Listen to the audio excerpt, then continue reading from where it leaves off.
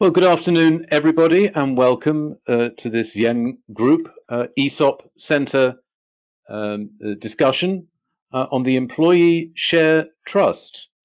Welcome to everybody. There are plenty of you online already, and I can see people logging on as we speak. And this is no doubt because today's speaker is David Craddock, who is an independent consultant who specialises in employee share ownership. And I don't think it's an exaggeration to say David is a guru on this topic. There probably it would be difficult to find anybody else in the world who knows more about employee share schemes than David. And to prove it, David is the author of the Tolley's Guide to Employee Share Schemes, along with a great many other books and courses and resources on this topic. This is the third of David's discussions on employee share ownership matters as part of this series. And today he is going to talk about establishing a dynamic market for your employee share schemes. For those of you who don't know me, I'm Ian Harris. I am one of the directors of the Zien Group, and I'm delighted to be hosting you today. Here is a very simple agenda for today's discussion. It says Chairman's introduction until 12:05. I think I'll be finished before then, actually. The keynote address will be David for about 25 minutes or so. He hopes to finish around about or slightly before 12:30. If this is anything like previous talks on this sort of topic, there will be plenty of questions for us to go through after David makes his final remarks, and we'll have a question and answer session for about 15 minutes, and then we shall close.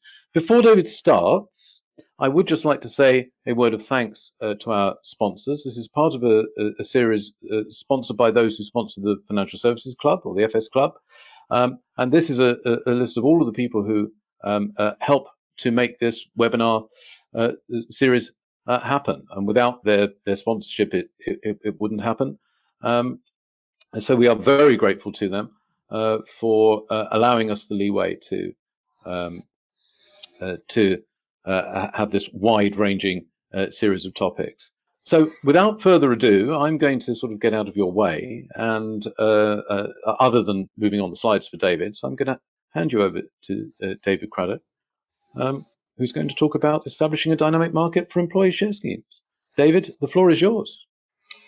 Well, thank you very much, Ian, and thank you very much for your kind introduction. So the subject of today's talk and interactive questions which will follow the talk is the Employee Share Trust, establishing a dynamic market for your employee share schemes. And this really is a wonderful subject for employee share scheme practitioners, because it's a subject which concerns breathing into life the possibility of cash realization for share scheme involvement. So a very, very powerful concept indeed. And indeed, many of our employee share scheme arrangements are put into place with an employee share trust right at the very outset in order to establish that market for the shares. So it's often the case when I'm working with private companies that the private company directors say to me, look, David, it's all very well for those quoted companies. They have a ready market for the shares in the form of the recognised stock exchange. That they also have a price in the form of the price which is quoted on those recognised stock exchanges. How do you actually compensate for the absence of a market and the absence of a price when it comes to the operation of employee share schemes in private companies? And the answer is this, that for the market, we establish the employee share trust. And for the price, we work with recognized share valuation methodologies in order to establish a surrogate price. So through the share valuation, we have the price. Through the market, we have the employee share trust. So let's move on to the next slide. Well, that's introducing David. That's introducing David Craddock Consultancy Services, my business. We are specialists in employee share ownership, reward management, management buyout, share valuation, and investment education. Okay. So the historical employee share trust. I'm going to refer to the employee share trust that I want to give prominence to today as the historical employee share trust. So what is the historic concept of the employee share trust? The employee share trust for the private company is, as I've indicated, the establishment of a market for the shares. And it's really in relation to the private company that we're going to major our discussion today. In passing, though, I do need to say that the employee share trust has also worked within the quoted companies in order to establish some form of hedging and warehousing strategy with regard to price and the ownership of shares from the general market. But let's focus really in the main on the employee share trust as it impacts in relation to employee share schemes for the small to medium-sized companies. Please go back to that previous slide, yeah? Okay, thank you. So typically, we would work the employee share trust with a residency for tax purposes in an offshore tax jurisdiction, typically Jersey or Guernsey or the Isle of Man. This is well recognised by HMRC. There's nothing spooky about it. They recognise that the expertise necessary for the administration of employee share trusts has been developed within these offshore jurisdictions. And we create the historical employee share trust from the general legislation, general tax legislation, general trust legislation, rather than any bespoke legislation. And it's for that reason that I refer to this trust as the historical employee share trust. This is as distinct from the employee ownership trust, to which I've devoted a couple of slides at the end, simply in order to put it in context. But the focus of today's webinar is the historical employee share trust, this dynamic market for the shares, which typically we administer through an offshore jurisdiction. The history of the employee share trust structure, well, the origins of this structure lie many years ago, a solution which was provided by a lawyer come economist by the name of Louis Kelso. This was in the year 1956 for a company by the name of Peninsula Newspapers, a company based in Palo Alto, California. The challenge which was given to Louis Kelso was very specific. The owner wished to retire from the business, and he wanted to sell his shares to his employees. The conundrum, though, in this challenge was that the employees didn't have the money. That they were very willing to buy the shares, but they didn't have the cash to enter into the transaction. So there we had a sort of standoff. The owner wanted to sell his shares to the employees wanted to buy the shares, but they didn't have the cash to enter into the transaction. I'm going to show you how Louis Kelso actually developed the methodology, which we can still use today, and I still use with many of my clients through my practice in order to provide that solution. So what is the significance of the Peninsula Newspapers case? That's the next question, which I've highlighted on this slide. The case established the basis for a management employee buyout arrangement. Now, the employee share trust is a very, very tax efficient and a very commercially effective way of bringing about a management buyout. But it can also be used in a context which doesn't necessarily involve or require a management buyout. It can be used for the buying and selling of shares, the two elements which are required in order to establish a market. So the trust dispenses shares that it's bought from existing shareholders to employees at the point at which the employees are eligible to receive those shares. So that could be in relation to the exercise of an option. It could be in relation to an obligation that the company is given to gift shares to the employees, or indeed to allow the employees to purchase the shares. So those shares are dispensed to the employees in accordance with the terms of bona fide employee share schemes. Those employee share schemes might be tax-approved schemes, tax advantage schemes as we now refer to them in the UK. They could be tax qualifying schemes as we refer to them in the US. That they could be tax unapproved, tax non-qualifying share schemes. However, do recognize that the power of this trust lies in its dual function, the ability to buy back shares from the employees and then to engage in a subsequent recycling of those shares when the employees sell. So in the absence of a recognized stock exchange, truly the employee share trust operates as a market for the shares. Now, remember that this concept was developed in the US, and I identified specifically the case of Peninsula Newspapers, the solution provided by Louis Kelso.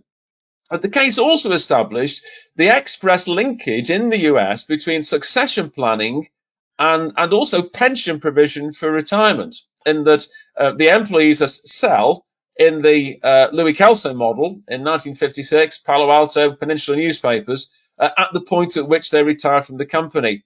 And so Peninsula newspapers case, the significance, well, yes, it established the significance for management buyout activity. It's also established the significance for succession planning. Yeah, and often succession planning is a forerunner in preparation for a full-blown management buyout.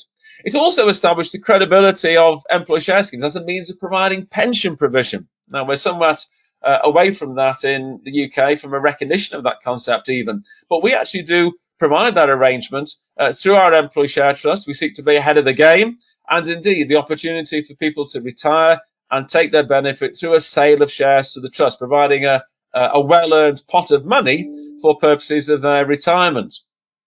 How does the employee share trust work, and what is the basis of the financing is the final question on this slide. Well, I've actually prepared a whole set of diagrams in order to illustrate the key trust principles. So let's go on to the first slide in the diagrams. So this is diagram 1A, company funding through contributions, how to fund free shares, company contributions. 2B, which we'll go on to 1B, which we'll go on to in a few moments, is where the company is funded by loans. So the trust must be funded in some way. Somehow we've got to get cash into that trust. And this diagram illustrates how we get cash into the trust through contributions. So it's the company in this context, rather than an external financial institution, which funds the trust. Either it gifts monies to the trust, which is what is illustrated in this diagram 1A, or it loans monies to the trust, which is what is going to be illustrated in the next slide, the 1B. And where loans are advanced by the company to the trust, it is, of course, possible at a later stage to make company contributions to the trust so that with the circular movement of the cash, the trust is in a position to pay off the loans. That's clever, isn't it? But it's a very, very powerful technique indeed. So just looking at the setup of these diagrams, I always put my diagrams in the same place for the different parties in the books that I write and in the articles that I write. So in top left, we've got company. Top right, we've got trust. In bottom right, we've got employees. And in bottom left, we've got existing shareholders. So that's the very basic movement of shares and cash. The cash moves from company to trust. In this case, it's through contributions. And then the cash moves to the existing shareholders in order to buy their shares so that the shares can flow into the trust. And then at an appropriate point in time, not necessarily immediately, the trust dispenses those shares to the employees. Let's go to the next slide. This is 1B, which again, you see the same parties, company, trust, employees, existing shareholders. The company this time, though, funding the trust not through contributions, not through gift contributions, but through loans based upon a loan agreement established between the company and the trust. Again, cash goes from company to trust to existing shareholders in return for shares, which are passed from existing shareholders to trust so that we can actually transfer those shares to employees. And so in due course, what we find is a diversification of the shareholder base to include the employees, and that's how we do it. So let's go to the next slide, which is 2. So suppose that company hasn't got money to transfer to trust. It can neither transfer money through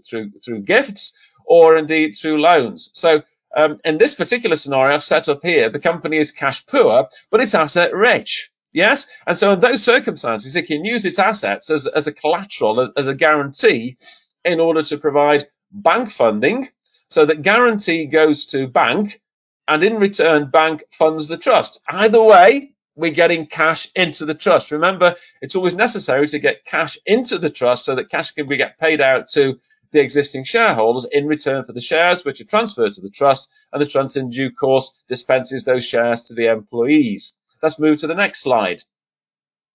So this is 3. This illustrates the circumstances in which a loan has been entered into.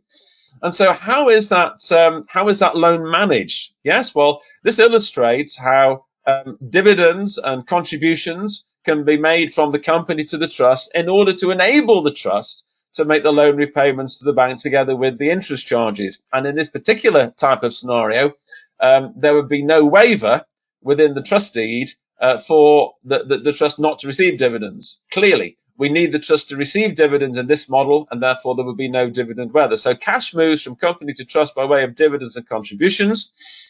so that the trust can meet its obligations that it's entered into with the bank. Next slide.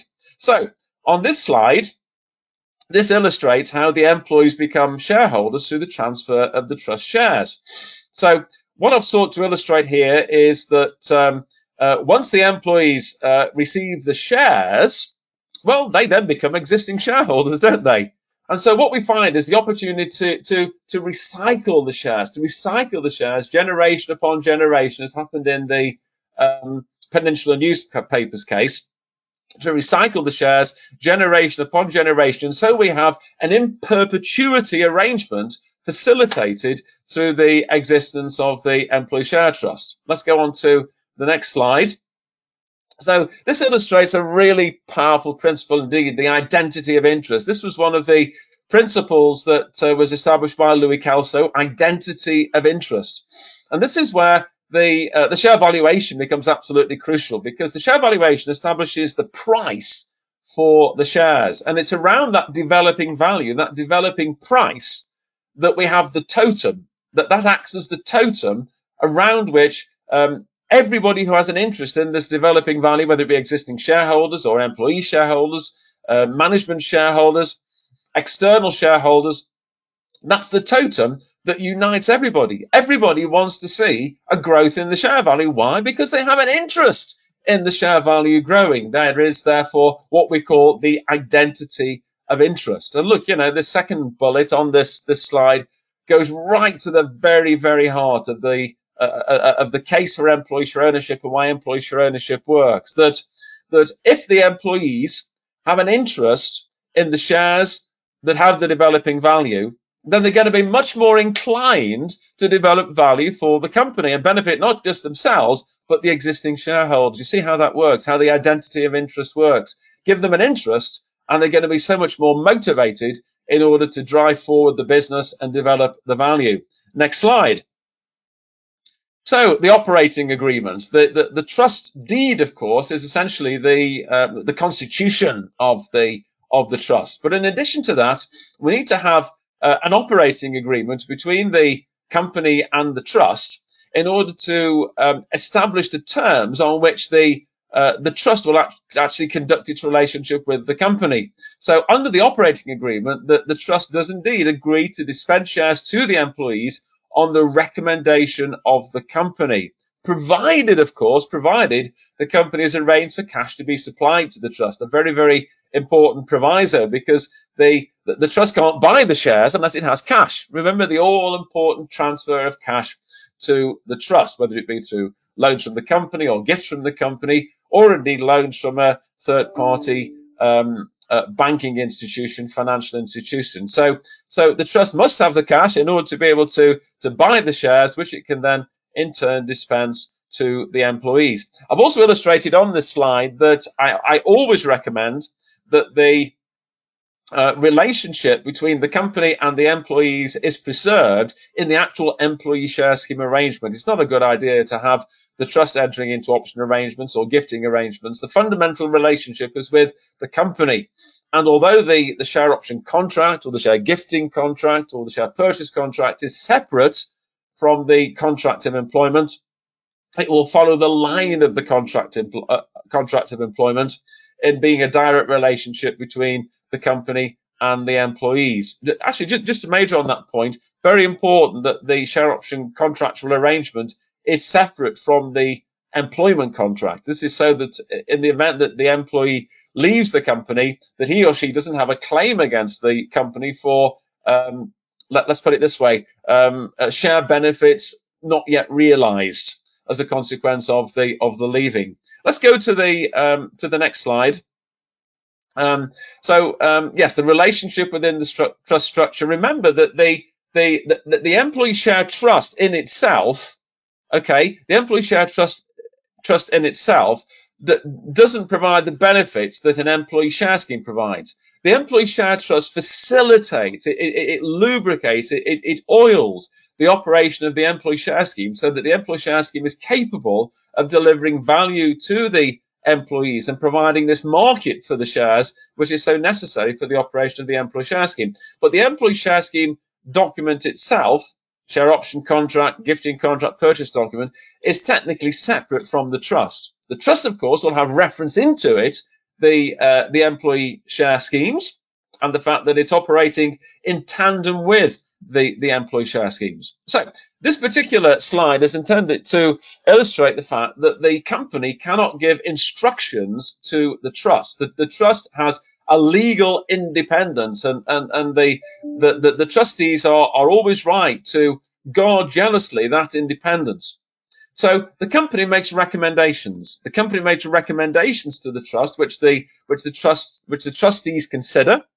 Clearly, the trustees are looking as to how to manage trust property, and therefore they will give strong credence to any recommendations that come from the company. The company is, after all, the employing company, and the employee share trust is set up to provide benefits to the company's employees. So the trustees will consider those recommendations and determine whether or not those recommendations are in the interest of the beneficiaries of the trust, who are the employees. Yes, so the trustees will act upon those recommendations, and clearly the board of directors of the company will be sensible people, we assume, and they will make recommendations which they believe are going to be in the interest of the beneficiaries, so that there is no conflict of interest when the trustees come to consider whether or not to act upon those recommendations. So the company is, of course, the settlor of the trust. It is the employee of the beneficiaries. It will continue always to be acutely aware of the decisions and the activities of the trustees. And so it's going to enter into the preparation of sensible recommendations for the trustees to duly consider.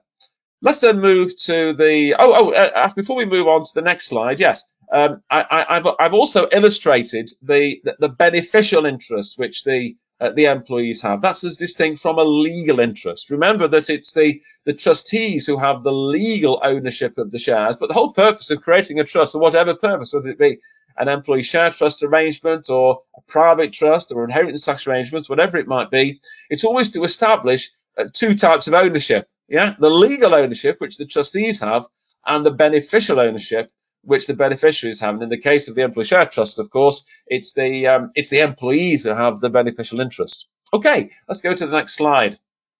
I hope you find this subject as exciting as I do. It really is exciting, isn't it? It's wonderful. Okay, so what is the position for each party arising from this employee share trust structure? And what I want to illustrate here is the tax efficiency for all parties. Okay, so for the company, well, the company doesn't get a corporation tax deduction on the cash which is transferred to the trust. Repeat, it doesn't get a corporation tax deduction. It used to prior to Finance Act 2003 under general case law provisions. But following Finance Act 2003, what we have is a corporation tax deduction which is based upon the income gain which is received by the employees when they come to exercise the option. So let's say that the option price was £1, the market value at the date of exercise is £10. That's an income gain of £9.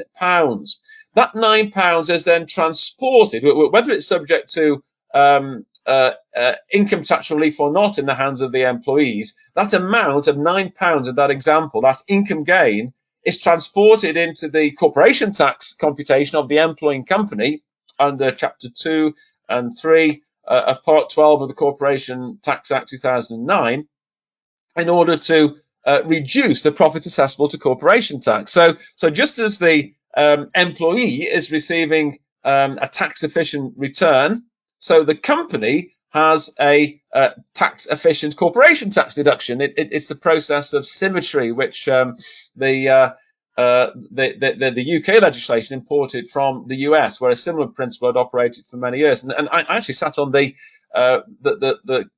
committee with the government which actually developed this corporation tax deduction. It was a fascinating time over 2002, 2003. And it was a straight import from what had happened in the US for many years, which we chose to implement in the UK. So corporation tax deduction through the operation of the employee share scheme, and indeed that happens whether or not there's an employee share trust or not. So the corporation tax deduction for the company is not dependent upon the existence of the trust.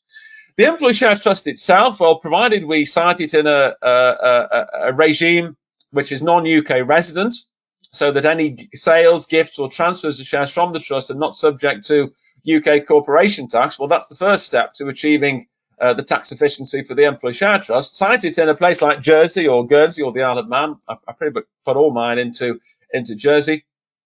Then you're in a regime where there is no capital gains tax within that indigenous regime. So very, very tax efficient for the employee share trust. And then the employees, of course, well, they receive their benefits, their employee share scheme benefits, through the tax approved schemes or the tax advantage scheme. So wherever possible, introduce your employee share scheme through a tax advantage scheme, as we call them in the UK. That is EMI, CSOP, so enterprise management incentives, company share option plan, share save or SIP.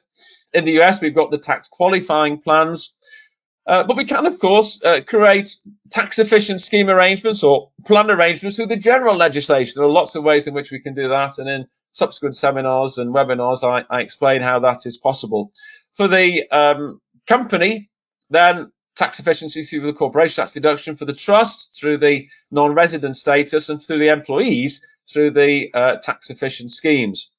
Going on to the next slide, just to put in context here, next slide.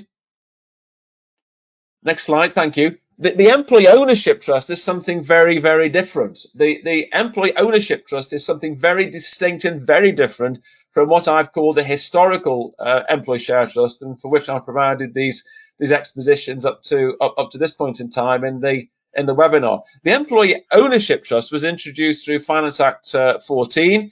It's based upon the John Lewis model, and it allows an employee ownership trust, which is usually UK resident, to buy up to 100% of the share capital, provided the EOT buys at least 51% of the share capital.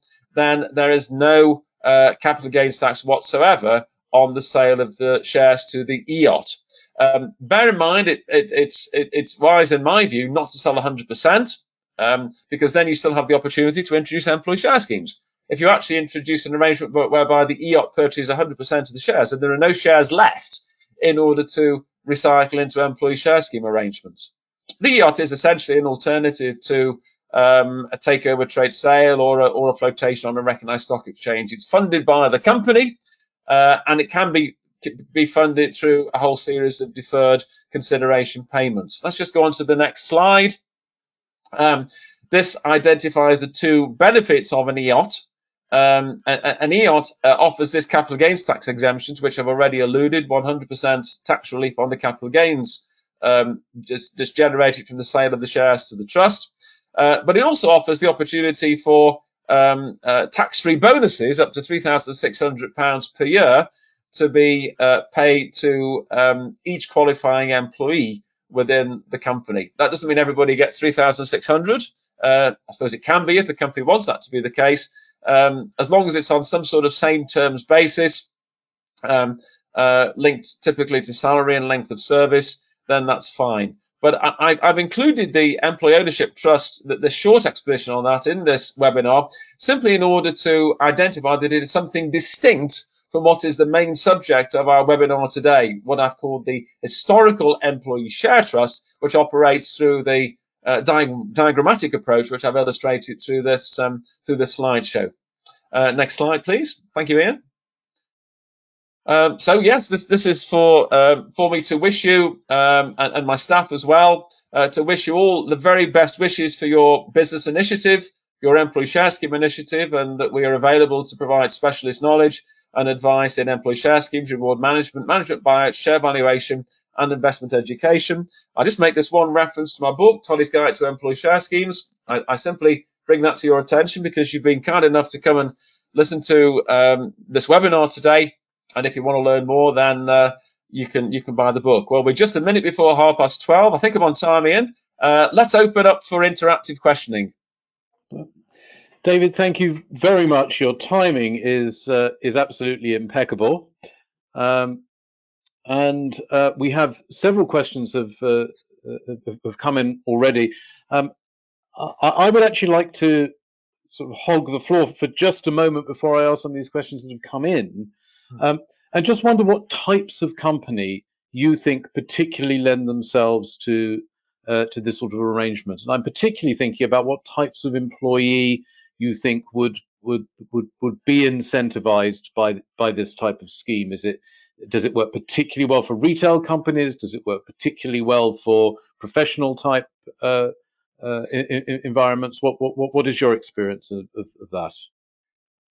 Well, the reality is that an employee share scheme structure can be introduced into any company. The important point to recognise is that the directors must be bought into the whole concept of having employee share schemes within their business. So introduce an employee share scheme into your business, and you're empowering your employees. You're giving respect to your employees. You're saying to your employees, look, we recognise the contribution that you can make to this business, and so it's very, very important for the directors to buy into the whole concept of employee share ownership. The beauty of the employee share trust is that it enables the directors to say to the employees, look, this is a market which we're establishing for you ultimately to be able to trade your shares. Yes, so it's giving them that assurance that facility will be there for them to be able to realise cash at the appropriate time, whether or not there's a takeover. Other point to bear in mind, of course, is that the employee share trust can house shares over the whole of the period that the options subsist, or that the share scheme obligation exists, or it can buy shares immediately before the maturity date. If the shares are bought early, well, the shares can only be used to dispense to employees, so that gives the employees an added assurance that the directors do really mean it. In relation to sectors, we've introduced employee share scheme arrangements across a whole multiplicity of sectors, whether it be manufacturing, whether it be retail, whether it be tech companies, whether it be intellectual property companies. It's very much dependent upon the belief and the commitment that the directors and the existing shareholders give to the introduction of the scheme arrangements. David, thank you very much for that answer. Intriguingly, you mentioned tech companies. I have a question here from Anthony, who is in a tech company, and he says, as a tech company, we have suppliers around the world through their personal services companies who are not employees. Yeah. Do any of these schemes mentioned? Are any of these schemes mentioned applicable to such suppliers? Yes, okay, so we can introduce employee share schemes for non-employees, which sounds a contradiction in terms. So let me just rephrase that: share schemes for non-employees. In my practice, it will very often be the case that we have a group of employees that the company wants to bring into an employee share scheme, and they want to have a mirror arrangement for a series of non-employees. It might be consultants, it might be suppliers. And indeed, we can facilitate that. Now, clearly, you're not going to have a bona fide employee share scheme as defined in Section 1166 of the 2006 Companies Act. And you're going to be looking for different types of exemptions from the financial services provisions. And there are, in fact, a whole series of financial services provisions which don't relate to employee schemes, but which relate to, or which can be applied to arrangements for share schemes for non-employees. So yes, everything to play for within that arena, Anthony. I'm really thrilled to be able to say that was a question that I could have answered myself. Because when we set up our employee share scheme, which in the end has operated as a pure employee share scheme, the structure that we put in would have enabled us to do that with some of our associate companies, very much for the same reasons as I suspect that Anthony is asking that question. They're looking for a flexible mechanism that might mean that you sort of combine or bind in with a joint venture company. So fascinating to hear that answer. There's a big thank you from Anthony. So I would also add as well that there are separate trust arrangements, which clearly they're not employee share trust arrangements when you're operating the type of arrangements where you're working with non-employee share schemes. Yeah, we never triggered ours, but we wanted to be open to that possibility. I have a question here from Fred, who would like to know which way should the trustee vote on employee shares when the financial gain from an imminent takeover is counterpoised by a real fear of substantial redundancies should the takeover succeed? That's a tricky question, Fred. It is, and it's an interesting question. And I have come across that situation once, which wasn't a client of mine, and it was in the US. It was a case I came across when I was speaking at a conference in San Francisco some years back, and the trustees did actually vote against the takeover, which led to all sorts of difficulties, which I can expand on in detail probably on another occasion because we haven't got time here. But it is always the case, Fred, that the trustees must act in the interest of their beneficiaries. That's a basic premise and precept of trust law. So if it looks as though there's going to be a significantly deleterious effect on the beneficiary employees, then the trustees are honor bound to vote in the interest of the beneficiaries. Thanks for that, David. You mentioned an example from the US, and we actually have a question here about US matters from Susan. She says, great presentation as usual. So obviously your presentation's gone down well. And she then asks, can the employee share trust be introduced for US companies regardless of the US state in which the company is resident?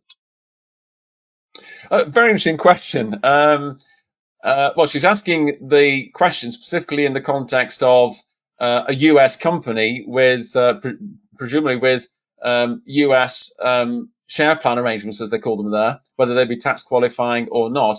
The beauty of the employee share trust is that it operates through an independent jurisdiction, and as I say, typically that is Jersey, Guernsey, or the Isle of Man. It could be Cayman Islands, it could be the British Virgin Islands, but typically it will be a regime which is separate from and independent of the country where the company is resident. Now, that's part of my answer to that question. The other part of the answer, I guess, I need to answer it specifically in relation to the US. So we introduced some years ago a series of employee share schemes for a US company that was operating across, I think it was something like 42 of the 50 states within the union.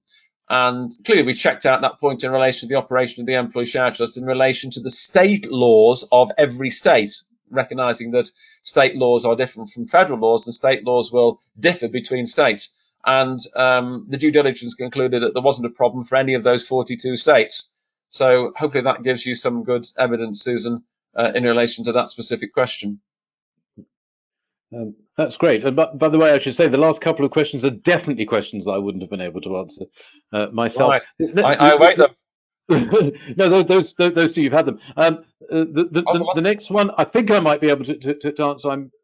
Is from Ilanco. Not that I'm going to choose to answer it. I'm just trying to understand what the actual question is. But it says contributions made by way of loans into the employee share trust by companies that are closed companies. I suspect that Ilanco is asking, is it permissible to do that? Yeah, for companies that are closed companies, it is permissible to do that. I mean, clearly there are provisions relating to loans to participators under, from memory, section 455 of the Act, Income and Corporation Taxes Act, which is now backed into ITIPA. You do need to be aware that where there are loans to participators, that loan needs to be repaid before the end of 9 months following the tax year in which the loan was made. Otherwise, there's a form of advanced tax levied. So yes, there are complications in relation to closed companies. I've got a concentrated chapter in my book on the closed company implications. But as long as you tread around them carefully, then they can work to the company's advantage. So typically these days, in order to avoid those specific problem, or that specific problem which Ilanco has alluded to, I seek wherever possible to organise the funding of the trust through gift contributions rather than through loans. I took a swig of tea because I thought you were going to speak for a little bit longer there, David. Sorry about that. And I'm intrigued by this question around closed companies, given that Yen itself is a closed company. Do you think these sorts of structures work better for public companies than they do for private and closed companies, or are you agnostic on those elements of the Well, of the corporate I'm all structure? embracing. Would be my answer to you, Ian, rather than agnostic. I'm a firm believer. The employee share trust serves a different purpose within the quoted company than it does within the private company. So within the quoted company, it serves as a mechanism for buying the price when it's low, hedging, working with existing recycled shares rather than new shares, which can, of course, create dilution and impact upon earnings per share in a way that the company might not want to be the case. So the quoted company, it's recycled shares, which accompany a hedging and a warehousing strategy. Now, recognize that in the quoted company, you've got the market for the shares through the recognised stock exchange, and that's where the shares are traded, through the recognised stock exchange. Within the private company, yes, you might still use for hedging and warehousing purposes, but it is fundamentally the only way in which to create a market, the only way in which to create a market for the shares in the absence of a recognised stock exchange. And then, of course, yes, you do have your closed company issues relating to potential charges, but you can tread around those carefully. And always when we introduce the scheme arrangement for a private company that involves an employee share trust, I provide a very detailed tax advice letter which sets out the way in which you can very successfully tread around those closed company implications. David, that's great. Thank you so much for answering my questions and the questions that have come in. I'm now starting to get some messages coming in that say thank you very much. That was so much information, so helpful. Thank you, which is usually the cue to wrap up. So that's what I'm going to do. I just want to say a few words about the ESOP Centre in general. We do have several resources that are available and of great interest to people who are interested in employee share ownership. We have Newspad, which is edited by Fred Hackworth and comes out every month, and is absolutely packed with detailed coverage on all matters employee share, and I commend it to people. It's a really interesting read. We also have the bulletin service, to which you can subscribe, and you can get regular bulletins on everything that's happening around the world on this topic. Finally, it's for me to do the thank yous.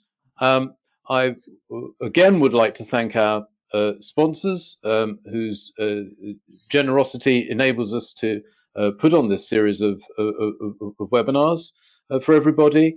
I would also like to thank you, the audience, who stuck through the talk. One or two of you are starting to drop away because you know what thank yous sound like, but most of you are still here. So that really leaves me to just talk about the forthcoming webinars for a few moments. This list I shall leave up on the screen while finalizing my thank yous, because of course the biggest thank you of all is to David. Unfortunately, in this webinar environment rather than in the face-to-face environment, we cannot do the round of applause that we would normally do. So what I'm going to do instead, David, because you really are able to answer just about any question on this topic that anybody can throw on you, because you are such an expert. I see you as being the oracle of employee share ownership. Not a lot of people know this, but the maracas were actually a divination or oracle symbol in the Americas in ancient times. So on behalf of everybody in the audience, rather than a round of applause, I shall give you a rattle of the maracas. Thank you very much. Yeah. I just want to say one final thing, actually, that it's the ESOP Centre through my great friend Malcolm Hurlston, who in the 1980s actually brought the concept of employee share trust into the UK. He went over and met Louis Kelso Yeah. And it's fascinating to talk to Malcolm about that experience. I just wanted to share that with you because we owe an enormous debt to Malcolm for doing that. We certainly do.